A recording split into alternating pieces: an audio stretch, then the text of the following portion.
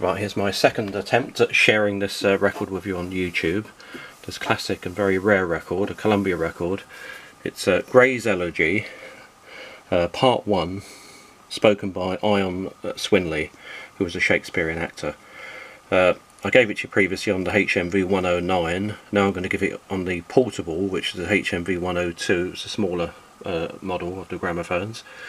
And a better recording this time because I'm using this Canon digital camera instead of my little mobile phone, which I used in my earlier stages of doing these videos for YouTube. Hope you enjoy it.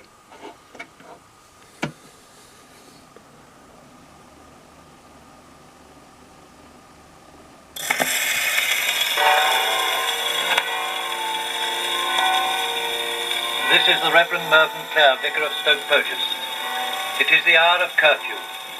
Even amid the hurly-burly of our present-day existence, it is not difficult to imagine the conditions of repose and tranquility which inspired the poet some 200 years ago to write what may justly be considered one of his most beautiful poems in our language. Here at the tomb of Thomas Gray, Mr. Ion Swinley will recite the immortal elegy. The curfew tolls the knell of parting day. The lowing herd winds slowly o'er the lea. The ploughman homeward plods his weary way, and leaves the world to darkness and to me. Now fades the glimmering landscape on the sight, and all the air a solemn stillness holds, save where the beetle wheels his droning flight, and drowsy tinklings lull the distant folds.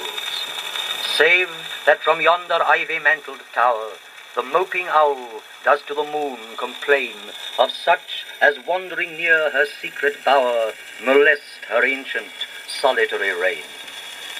Beneath those rugged elms that yew trees shade, where heaves the turf in many a mouldering heap, each in his narrow cell forever laid, the rude forefathers of the hamlet sleep. The breezy call of incense-breathing morn, the swallow twittering from the straw-built shed, the cock's shrill carrion, or the echoing horn, no more shall rouse them from their lowly bed. For them no more the blazing hearth shall burn, or busy housewife ply her evening care. No children run to lisp their sire's return, or climb his knees the envied kiss to share. Oft did the harvest to their sickle yield, their furrow oft the stubborn glebe has broke. How jocund did they drive their team afield, how bowed the woods beneath their sturdy stroke. Let not ambition mock their useful toil, their homely joys and destiny obscure, nor grandeur hear with a disdainful smile the short and simple annals of the poor. The boast of heraldry, the pomp of power, and all that beauty, all that wealth e'er gave, awaits alike the inevitable hour. The paths of glory lead but to the grave. Nor you, ye proud, impute to these the fault, if memory o'er their tomb no trophies raise, where through the long-drawn aisle and fretted vault the pealing anthem swells the note of praise. Can storied urn or animated bust back to its mansion call the fleeting breath? Can honor's voice provoke the silent dust, or flattery soothe the dull, cold ear of death? Perhaps in this neglected spot is laid some heart once pregnant with celestial fire, hands that the rod of empire might have swayed, or waked to ecstasy the living lyre. But knowledge to their eyes, her ample page, rich with the spoils of time, did ne'er unroll. Chill penury repressed their noble rage, and froze the genial current of the soul. Full many a gem of purest ray serene the dark, unfathomed caves of ocean bear. Full many a flower is born to blush unseen, and waste its sweetness on the desert air. Right, side 2 of this lovely record, this very, very rare record, Gray's Elegy, spoken by Ion Swinley.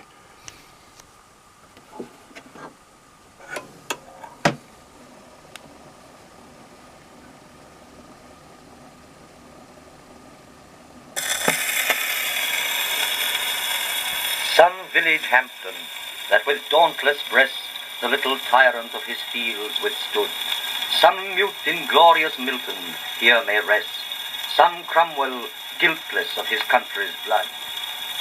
The applause of listening senates to command, the threats of pain and ruin to despise, to scatter plenty o'er a smiling land, and read their history in a nation's eyes, their lot forbade. Nor circumscribed alone their growing virtues, but their crimes confined, forbade to wade through slaughter to a throne, and shut the gates of mercy on mankind.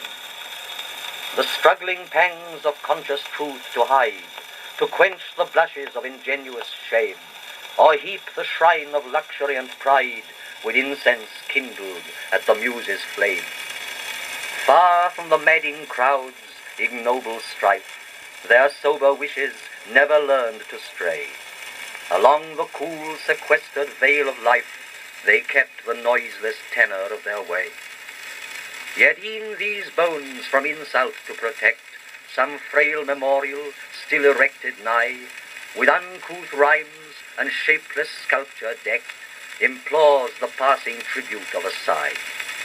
Their name, their years, spelt by the unlettered muse, the place of fame and elegy supply, and many a holy text around she strews, that teach the rustic moralist to die. For who, to dumb forgetfulness a prey, this pleasing anxious being ere resigned, left the warm precincts of the cheerful day, nor cast one longing, lingering look behind? On some fond breast the parting soul relies, some pious drops the closing eye requires. Even from the tomb the voice of nature cries, e'en in our ashes live their wonted fires. For thee, who mindful of the unhonored dead, dost in these lines their artless tale relate, if chance by lonely contemplation led, some kindred spirit shall inquire thy fate, haply some hoary-headed swain may say, oft have we seen him at the peep of dawn, brushing with hasty steps the dews away, to meet the sun upon the upland lawn. There, at the foot of yonder nodding beech, that wreathes its old fantastic roots so high, his listless length at noontide would he stretch, and pore upon the brook that babbles by. Hard by yon wood, now smiling as in scorn, muttering his wayward fancies, he would rove, now drooping, woeful wan, like one forlorn, or crazed with care, or crossed in hopeless love. One morn I missed him on the customed hill, along the heath, and near his favourite tree. Another came, nor yet beside the rill, nor up the lawn, nor at the wood was he. The next, with dirges due in sad array, slow through the churchway path we saw him borne. Approach and read, for thou canst read the lay graved on the stone beneath yon aged thorn.